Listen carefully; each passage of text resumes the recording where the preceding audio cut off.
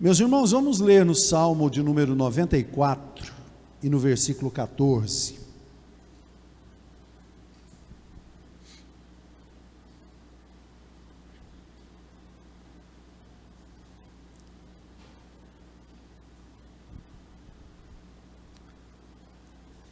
Salmo 94, versículo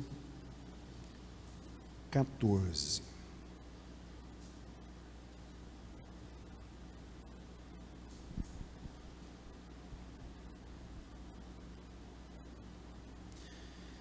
Diz assim a palavra do nosso Deus: pois o Senhor não rejeitará o seu povo, nem desamparará a sua herança.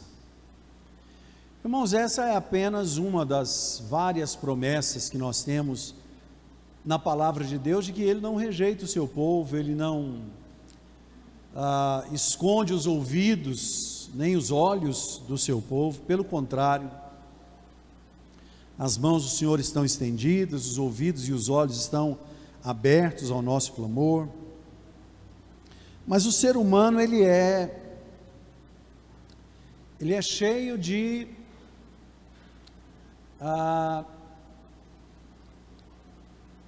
mecanismos de defesa, por assim dizer. Eu costumo dizer que nós precisamos ser assim em relação às outras pessoas, mas eu sempre digo que a igreja precisa ser assim em relação ao pastor, pelo menos a minha vida. Por exemplo,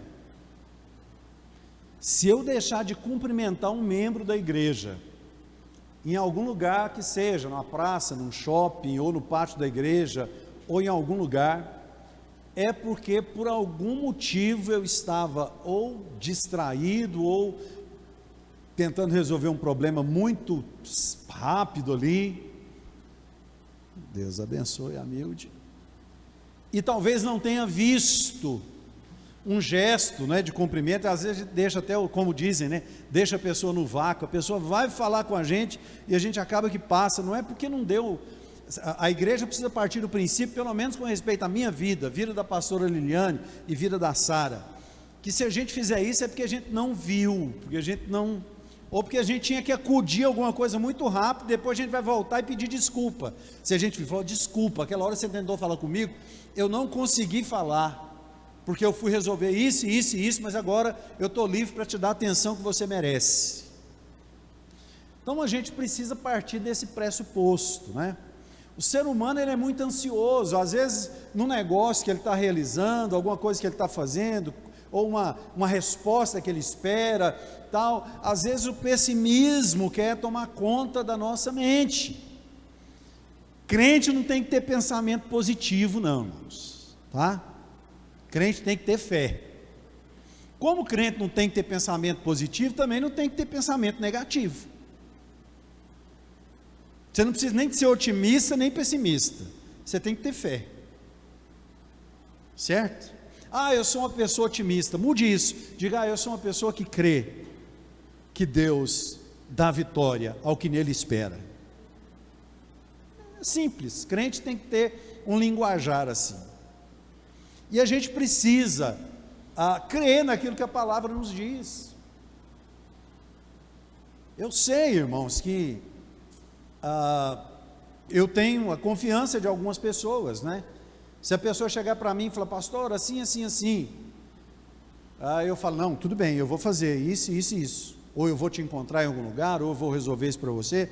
A pessoa pode ter certeza que eu vou estar lá, eu vou fazer aquilo que eu prometi, a menos que circunstâncias maiores venham me impedir. Agora, Deus não tem circunstância que o impeça de vir em seu socorro. Não há nada que possa impedir o agir de Deus. A Bíblia lança essa interrogação aí: agindo Deus, quem o impedirá? Quem vai impedir o agir de Deus? Mas a gente precisa, eu disse isso aqui enquanto eu estava falando no início ou no meio do culto ali, sobre algum assunto que, às vezes lá, secularmente vivendo, né, no nosso convívio social ou profissional, a gente acaba estando num ambiente que é permeado de incredulidade. O próprio Jesus declara, e depois, na hora que eu estiver falando da cura de um surdo aqui, a gente vai ver como Jesus realizou essa cura, mas a Bíblia declara a respeito de Jesus que ele não fez mais milagres em Nazaré, sua terra natal, por causa da incredulidade do povo. O povo ficava questionando: mas isso aí não é o filho do carpinteiro? Não estão entre nós seus irmãos, Tiago, tal, suas irmãs? Que Maria teve mais filhos e mais filhas com José. Jesus foi gerado pelo Espírito Santo, foi o primogênito de Maria. Ela era virgem, né? E o Espírito Santo fez com que ela concebesse e desse à luz, mas ela se casou com José, teve outros filhos, e o pessoal de Nazaré via aquela família crescendo, né? Viu Jesus criança, adolescente, e, claro, né, em algum momento da vida dele, ele foi para o Egito ali e tal, mas eles conheciam José, depois eles retornaram, eles conheciam José, conheciam Maria. Em outro caso, quando Lázaro morre, Jesus demora uns dias para chegar lá, e Marta vem ao seu encontro ali fora da cidade. Jesus parou fora da cidade, Marta veio, Maria permaneceu lá no velório. Eu já preguei sobre isso aqui outro dia, e disse que havia um ambiente ali, muitas vezes até de tentar diminuir o poder de Jesus. Uai, ele não era tão amigo de vocês, o tal de Jesus aí? Quando vocês mais precisarem, ele estava em outro lugar, não estava aqui para ajudar vocês, né? Então é um ambiente que muitas vezes mina a nossa fé. Mas na igreja, irmãos, a igreja é um lugar onde a gente ouve testemunho, não testemunho, né? Eu já ouvi muito, já cantei em tantos lugares, preguei em tantas igrejas, e a gente falou: vamos ouvir um irmão dar um testemunho. Quando eu termino de falar, irmão, dá uma vontade de chorar, mas não é de alegria, não é por causa do poder de Deus, não, é de angústia, de tristeza. A pessoa só conta derrota, só derrota, derrota, derrota, derrota, derrota. Irmãos, derrota todos nós temos em alguma área da vida. Levanta, erga a sua cabeça, continua, tenha fé, busque, porque nós temos essa promessa: pois o Senhor não rejeitará o seu povo. Você pode dizer, você não precisa nem ser em voz alta, mas você pode dizer para você mesmo aí: o Senhor não me rejeitará. Diga isso. Levanta, hoje é mais um dia que Deus me concede, e é mais um dia onde Deus não me rejeitará, é mais um dia onde o Senhor ouvirá a minha oração, é mais um dia onde o Senhor estenderá para mim a sua poderosa mão. Derrota ou vitória depende muito das batalhas que nós empreendemos. Para muitos, uma aparente derrota é simplesmente o agir de Deus para que Ele possa nos dar algo diferente daquilo que nós planejávamos, porque Ele é soberano, a visão dEle é muito acima da nossa visão. Então, com essa introdução, eu quero falar sobre alguns personagens bíblicos nessa noite aqui, começando em Mateus 15, 25.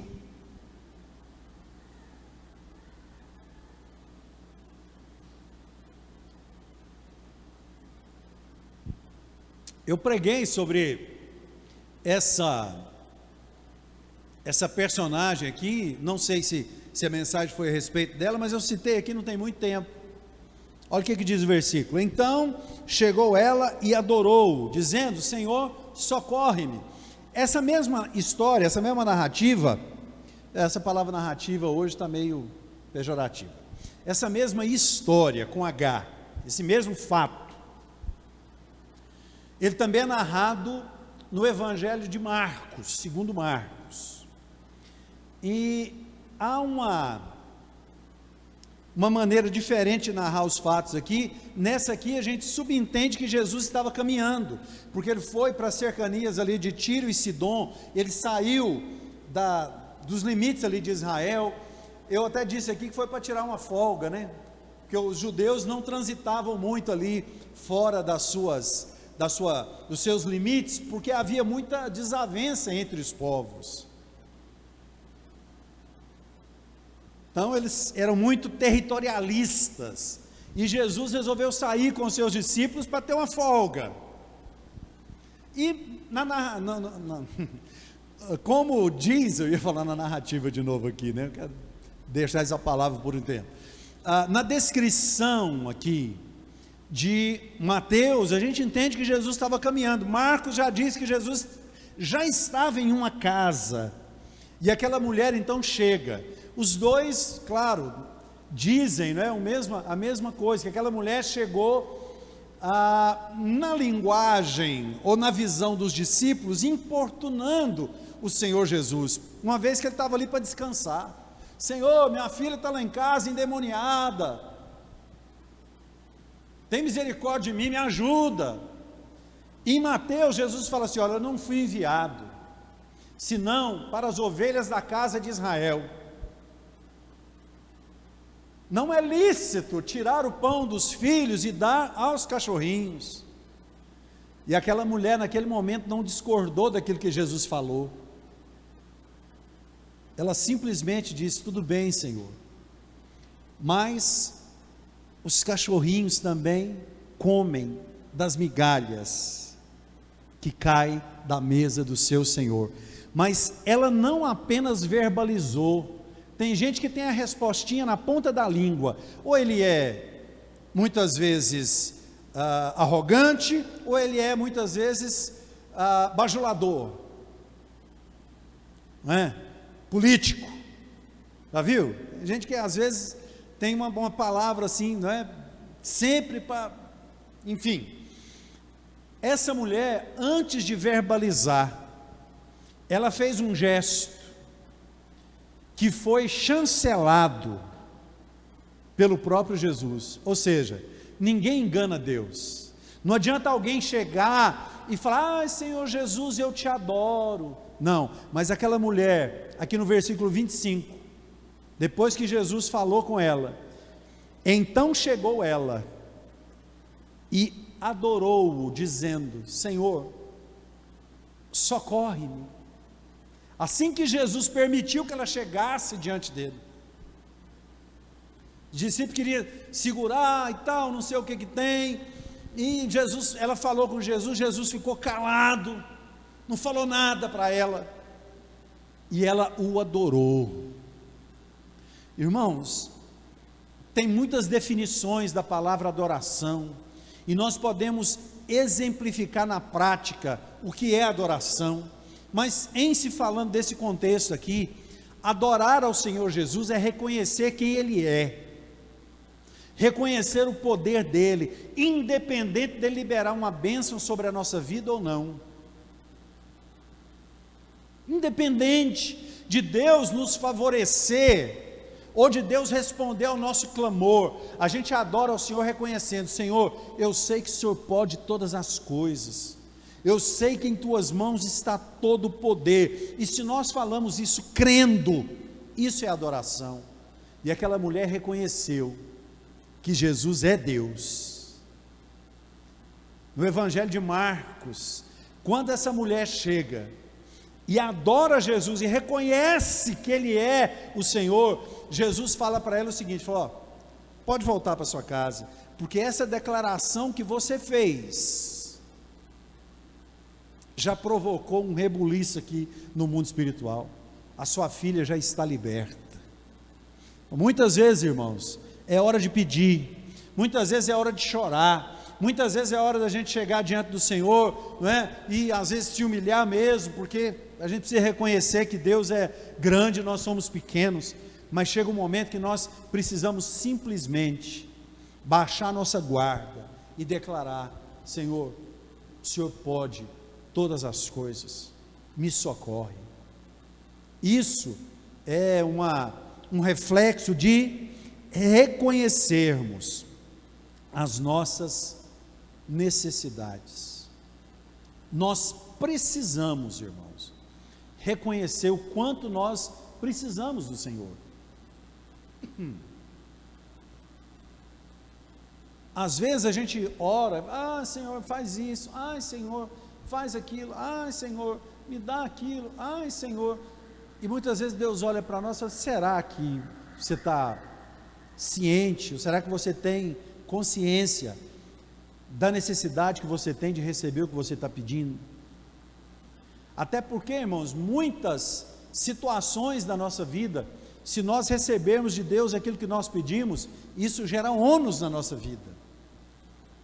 A gente tem que mudar a nossa vida em algum aspecto, se algumas bênçãos vierem. A gente fala, Deus me prospera. Irmãos,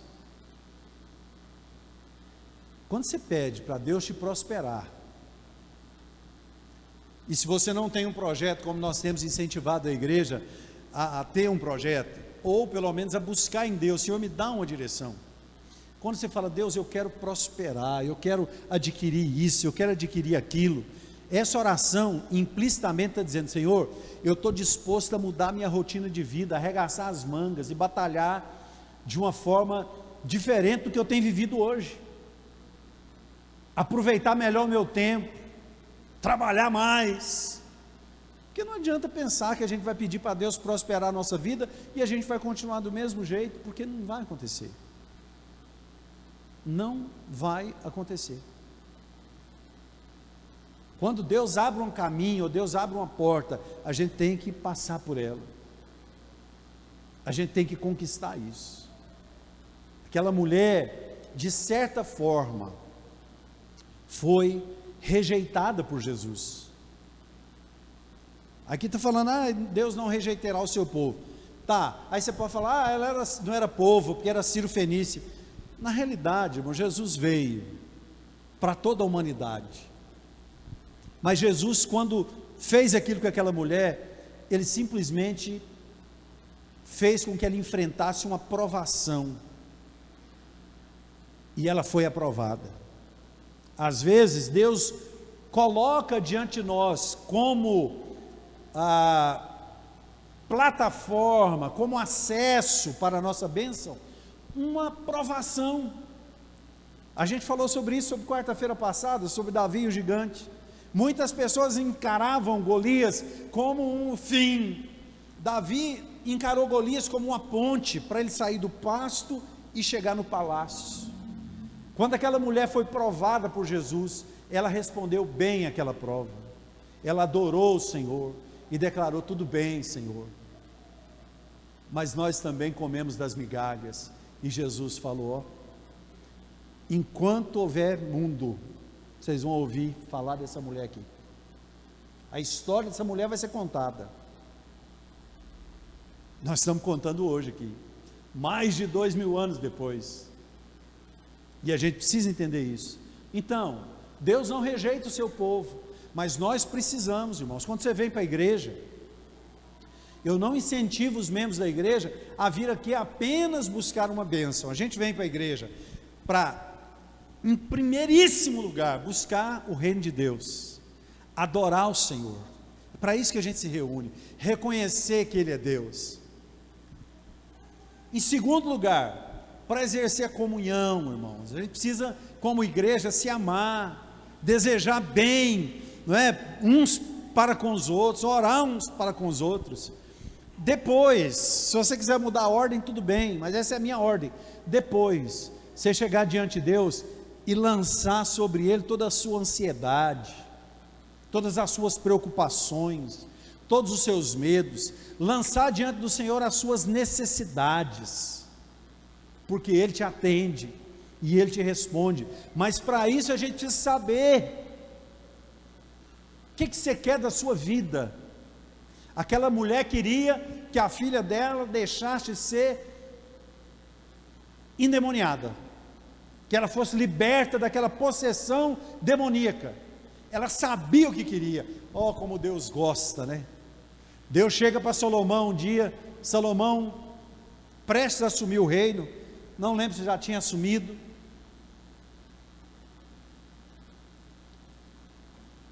E aparece para Salomão, não fica bem claro, parece que é um sonho, parece que é uma visão, mas Deus aparece para Salomão e fala, Salomão, me pede o que você quiser.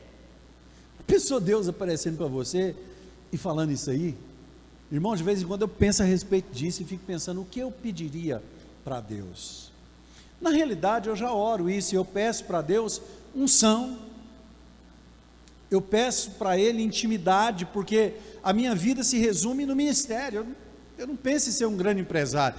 Então você não pensa em ganhar dinheiro, pastor? Penso, e tenho muita vontade, tem muitas linhas de projeto aí, esperando que alguma dê certo. Talvez o meu maior sonho é romper musicalmente, né? Poder gerar recurso musicalmente.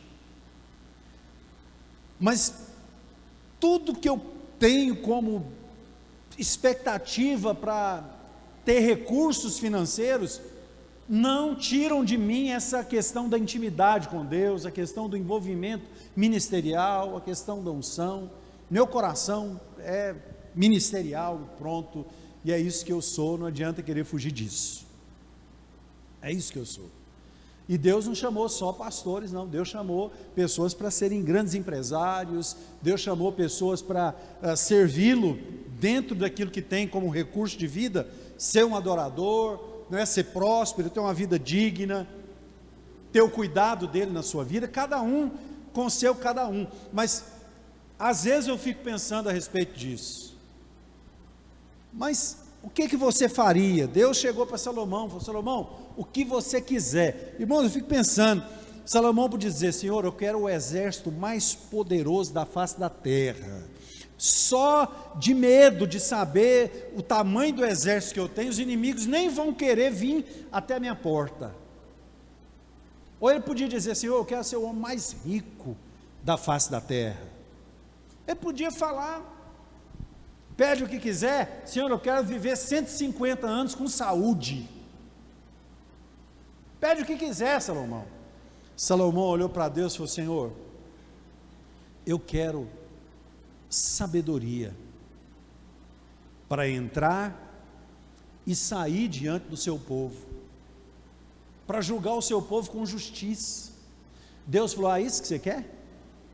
Porque você não me pediu poder, riqueza, eu vou te dar o que você me pediu e vou te dar todas essas outras coisas. O Senhor não rejeita o seu povo, mas você tem que estar sabendo aquilo que você quer de Deus. Segundo lugar, Marcos 7,32. Jesus acabara de sair de Tiro e Sidom, saiu das férias, voltou. O que acontece? Ele foi para a região ali da Galiléia, Decápolis, né, um conjunto de 10 cidades assim, para pregar, para andar, enfim. E eles lhe trouxeram um surdo que falava com dificuldade. Eu lembro que há muitos anos atrás, não sei se a gente já era casado, amor, quando a gente começou a estudar Libras, era, né? Já tem um tempo, e a gente acabou frequentando a comunidade de surdos aí, e eu aprendi algo que talvez todo mundo saiba, menos eu, né? A gente geralmente fala surdo-mudo, né? Na maioria dos casos não é surdo-mudo, é apenas surdo. A pessoa não fala porque ele não ouviu, então ele não aprendeu a reproduzir palavras, não reproduziu o som. Talvez a pessoa tenha o aparelho fonador perfeito, mas ele não sabe reproduzir som porque ele não ouve. Então o jeito correto é surdo, né? Trouxeram um surdo que falava com dificuldade. Aí esse surdo talvez tivesse uma porcentagem da audição comprometida, e escutava mais ou menos e não conseguia falar direito. Já viu algumas pessoas que são surdas e falam estranhamente? Então trouxeram-lhe um surdo que falava dificilmente e rogaram-lhe que pusesse a mão sobre ele. Era surdo. Talvez naquela época fosse mais difícil, era surdo. Então como é que ele ia aprender a ler e a escrever? Até numa geração, irmãos, que na época a maioria das pessoas eram analfabetas, né? Tinha os escribas, tinha as pessoas ali que às vezes eram educadas, mas grande parte das pessoas trabalhavam no campo e não tinham sido alfabetizadas assim. Imagina um surdo. Eles não tinham às vezes como falar de Jesus, a pessoa estava impedida de ouvir falar de Jesus, mas alguns amigos levaram aquele homem até Jesus. Ele tinha acabado de voltar lá da terra de Tiro e Sidom. O que Jesus faz? Se você continuar lendo assim, Jesus pega aquele homem e leva para um lugar separado. Aí eu apresento dois aspectos aqui. Nós precisamos nos permitir sermos conduzidos a Jesus. Ah, pastor, mas eu já sou crente. Deixa eu te explicar uma coisa. Quando você vem na escola bíblica dominical e tem alguém ensinando a palavra, quando você vem num culto de quarta-feira e tem alguém ensinando a palavra, quando você vem no culto de domingo e tem alguém ministrando a palavra, você está sendo conduzido a Jesus, sabia? Essa palavra é como se alguém tivesse de alguma forma diminuindo essa distância que nós já dissemos aqui, que a gente tem na nossa vida secular e social. Isso aqui é um momento profético, um momento que Deus está falando com você. Então nós precisamos nos permitir ser levados a Jesus. Às vezes nós não temos discernimento de algumas coisas, mas quando nós ouvimos a palavra sendo ministrada, não que eu esteja falando algo que vai alcançar o seu coração, mas o Espírito Santo está, e a gente precisa ter essa convicção na nossa vida.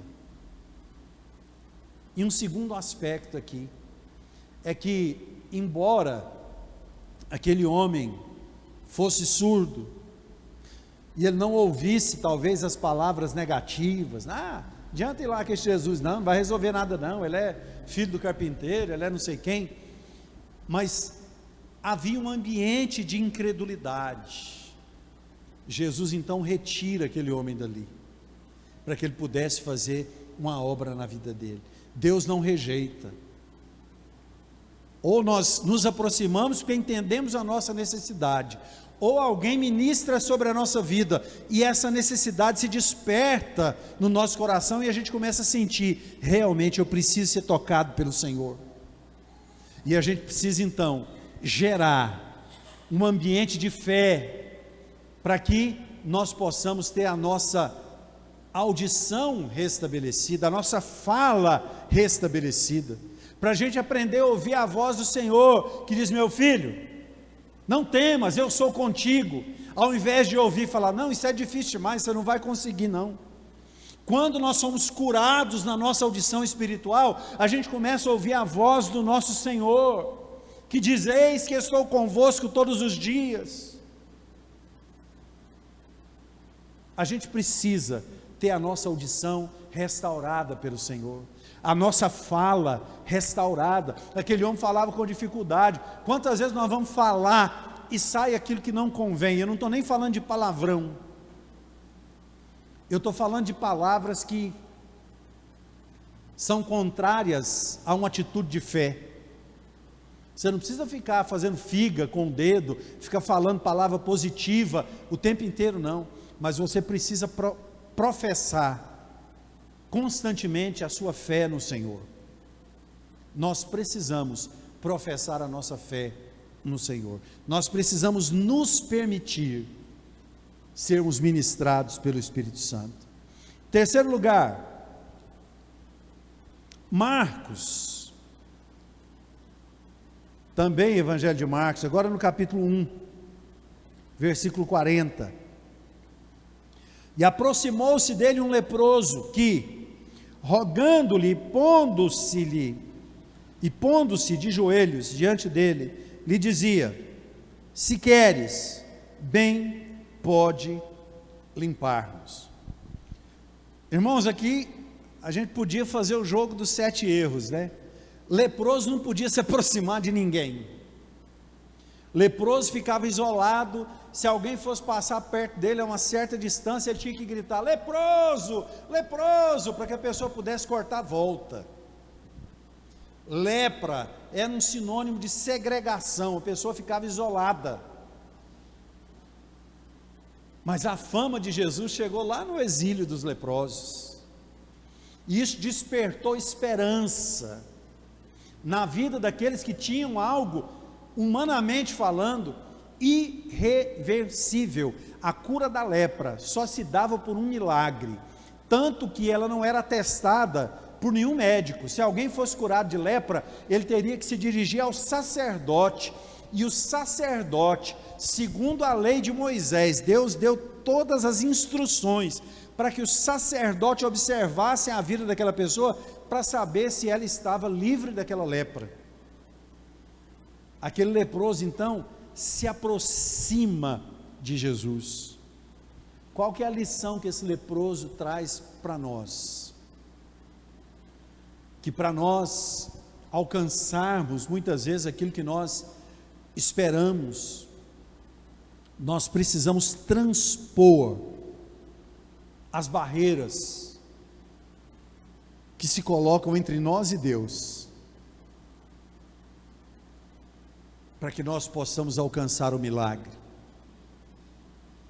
Aquele leproso tinha uma vantagem: ninguém queria encostar nele para impedir ele de chegar perto de Jesus. O máximo que eles podiam fazer é: Jesus, cuidado, tem um leproso vindo aí para encontrar, cuidado, Jesus. O máximo. Ninguém chegava perto dele, mas ele poderia sofrer sanções, porque se a pessoa, por exemplo, saísse daquele exílio, que já era ruim, mas era um lugar onde eles levavam a marmita lá, o povo levava comida: vocês vão ficar aí separados, mas alguém vai trazer aqui comida para vocês, Se a pessoa desobedecesse aquela ordem, ele era lançado daquele lugar para um lugar onde ele ia ficar sem comer, e, enfim, ia morrer de fome ou de lepra, que chegasse primeiro. Mas aquele homem, sabendo o poder de Jesus, nós precisamos saber o poder do nosso Deus. Ele transpôs aquela barreira que o impedia de chegar diante do Senhor, e ele se ajoelhou diante do Senhor e disse: Senhor, se o Senhor quiser, não é a questão de poder, se o Senhor quiser, porque poder o Senhor pode, se o Senhor quiser, o Senhor pode me tornar limpo. E a Bíblia diz, no texto aqui, se você seguir em frente, vai dizer que Jesus, movendo-se de íntima compaixão, por quê? Se há algum sofrimento na nossa vida, irmãos, isso não é desejo de Deus. Houve uma época que a teologia, isso mais, não estou falando mal da Igreja Católica, não é isso, mas houve uma época em que, na Idade Média, era proibido alguém prosperar financeiramente e servir a Deus ao mesmo tempo.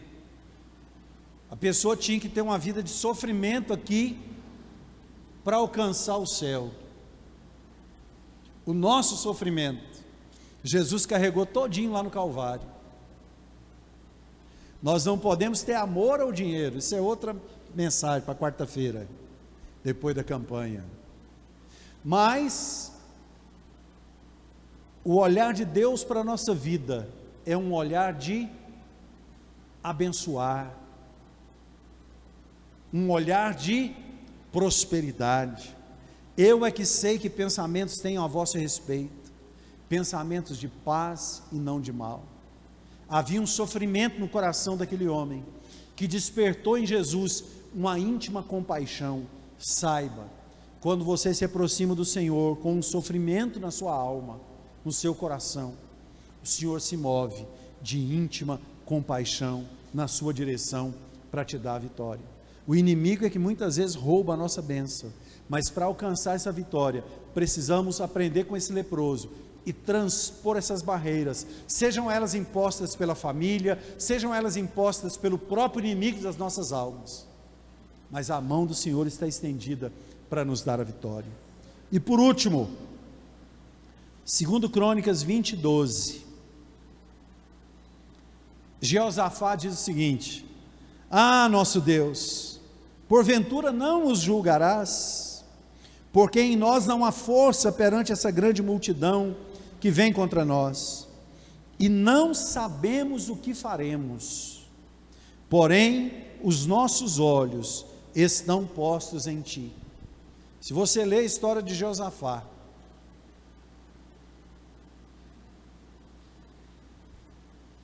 lá em 2 Crônicas, capítulo 20, você vai ver, capítulo 19, você vai ver que Josafá era um líder. Quando ele fala, Senhor, nós não sabemos o que fazer. Vindo de um homem como Josafá assumiu o governo, não havia sacerdotes, o culto estava destituído, não havia mais. Antes de montar o exército, ele restaurou o sacerdócio, restaurou o culto, depois ele restaurou todo o exército. Eu acredito que essa seja a ordem. Depois você lê lá e fala para mim, não, pastor, o senhor enganou, primeiro ele fez o exército, depois ele, lê lá para ver. Restaurou o culto ao Senhor, fez tudinho certinho. Aí de repente chega a notícia, falou, ó, está se levantando contra ti uma grande multidão, estão vindo contra ti, mas é muita gente, eles vieram para te destruir. E ele fala para Deus o seguinte, Senhor, depois de tudo isso, depois de tudo isso que foi feito, essa é a notícia que nós temos? Porventura o Senhor não é Deus nos céus? Porventura o Senhor não é dono de todas as coisas? Porventura o Senhor não tirou o seu povo do Egito com mão forte, trouxe para essa terra e jurou que ela seria eterna na descendência de Abraão? Por acaso o Senhor não nos fez construir um templo e disse que estaria com os ouvidos abertos para todo o clamor feito neste lugar? Agora eu estou recebendo essa notícia, eu estou parafraseando, depois você leia como é bonito aquilo que Josafá fala para Deus.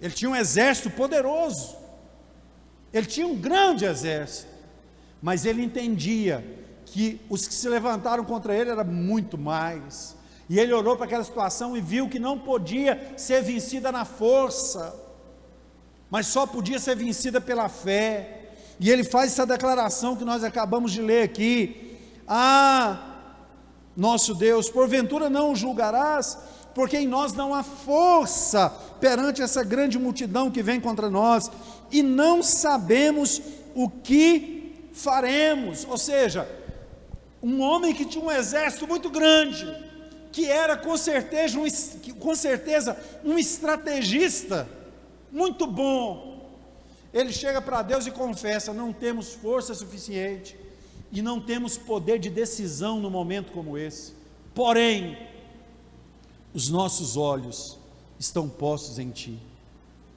Até os grandes homens, os grandes generais, as pessoas que são cercadas, que têm toda uma pompa, toda uma aparência, em alguns momentos da vida, ficam aflitos. Não é só você que tem aflição, só eu que tenho aflição, não. A gente fica aflito. E é o momento da gente chegar diante de Deus e fazer o quê? Reconhecer a nossa falibilidade, reconhecer a soberania e o poder de Deus, reconhecer que Ele não rejeita aquele que o clama. Josafá fez um discurso totalmente pautado nas promessas que o próprio Deus já havia liberado. E eu quero dizer para você nessa noite, Deus tem promessa liberada para a sua vida. O que é que nós precisamos fazer, irmãos? Tomar posse dessas promessas. Em que áreas, pastor? Irmãos, saúde, vida sentimental, emocional, vida financeira, vida espiritual. Coloque na ordem que você quiser aquilo que eu falei aqui. O que eu tenho para dizer para você é que, por melhor que seja a sua vida, ela não é só isso. Deus tem mais para você. E por pior que você considere a sua vida, se é que você acha que minha vida é assim, não sei o quê, não é isso que Deus planejou para o seu povo, não é isso que Deus planejou para nós.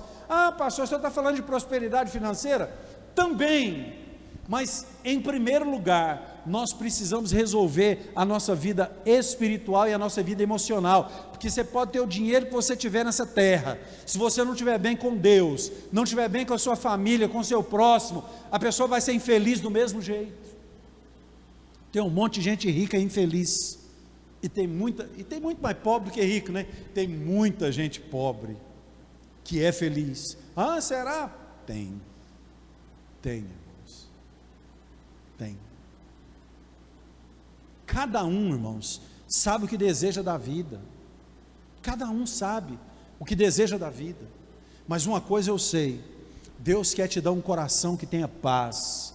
Deus quer te dar um coração que tenha ânimo, disposição, força, para vencer a cada dia, para quando o dia amanhecer, você dizer: Senhor, muito obrigado por esse dia, é mais um dia que eu vou trabalhar, que eu vou lutar, que eu vou vencer. Quando chegar e terminar o dia, você fala: Senhor, me perdoa, não consegui usar bem o meu tempo como eu deveria usar, às vezes eu deixei de fazer isso e aquilo outro e tal, mas obrigado por tudo aquilo que eu consegui fazer. Obrigado por eu ter vencido mais um dia na minha vida. Me dê descanso nessa noite, Pai. E quando o dia amanhecer, o ciclo se renova, não uma rotina, mas a oportunidade nova. Por quê? Porque o Senhor não rejeita o seu povo. Tenha sempre uma oração cotidiana diante do Senhor. Tenha sempre um clamor diante do trono de Deus, um clamor com propósito. Um clamor que Deus vai olhar e falar: meu filho, vale a pena responder essa oração que você está fazendo, porque eu sei que se eu responder essa oração, a sua vida vai mudar. Estabeleça propósitos e se aproxime de Deus, crendo que Ele não rejeita o seu povo.